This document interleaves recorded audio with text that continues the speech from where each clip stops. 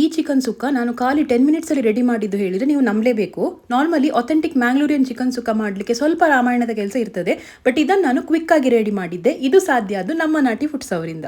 ನಾನಿವರ masala powders ಬಗ್ಗೆ ತುಂಬ ಕೇಳಿದ್ದೆ. ಸೊ ಗೂಗಲಲ್ಲಿ natiFoods.com ಅಂತ ಸರ್ಚ್ ಮಾಡಿ ನನಗೆ ಬೇಕಾದಂಥ ಬೇರೆ ಬೇರೆ ಥರದ ಪೌಡರ್ನ ನಾನು ಆರ್ಡರ್ ಮಾಡಿದ್ದೆ. ನಾನಿವರ ವೆಬ್ಸೈಟಿಂದ ನಾಟಿ mutton masala, biryani masala, ghee roast masala, chicken fry masala, egg masala, chicken masala, pepper dry masala, ಅದೇ ಥರ ಕಬಾಬ್ ಮಸಾಲ ಆರ್ಡರ್ ಮಾಡಿದ್ದೆ. ನನಗೆ ಇವರ ಮಸಾಲಾಸ್ ಪರ್ಸ್ನಲಿ ತುಂಬ ಇಷ್ಟ. ಯಾಕೆ ಹೇಳಿದರೆ ಇವರದ್ದು ಜಸ್ಟ್ ಒಗ್ಗರಣೆ ಕಾನ್ಸೆಪ್ಟ್.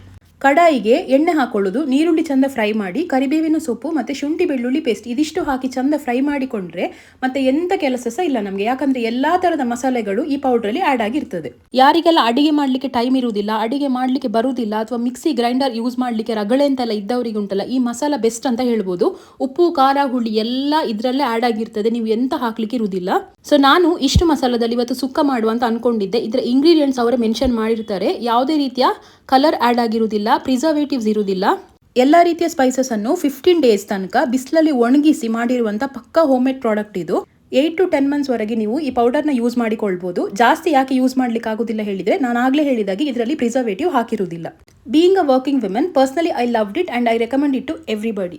ಆಫೀಸ್ಗೆಲ್ಲ ಹೋಗೋರಿಗೆ, ಬೆಳಿಗ್ಗೆ ಬೇಗ ಅಡಿಗೆ ಆಗಬೇಕು ಅಂತಿದ್ದವರಿಗೆ ಇದೊಂದು ಪ್ರಾಡಕ್ಟ್ ತುಂಬ ಯೂಸ್ಫುಲ್ ಅಂತ ಹೇಳ್ಬೋದು. ಹಾಗಾದರೆ ಯಾಕೆ ವೆಯ್ಟ್ ಮಾಡ್ತಿದ್ದೀರಾ? ಬೇಗ ಬೇಗ ಇವರ ವೆಬ್ಸೈಟ್ ವಿಸಿಟ್ ಮಾಡಿ ಆರ್ಡರ್ ಪ್ಲೇಸ್ ಮಾಡಿ.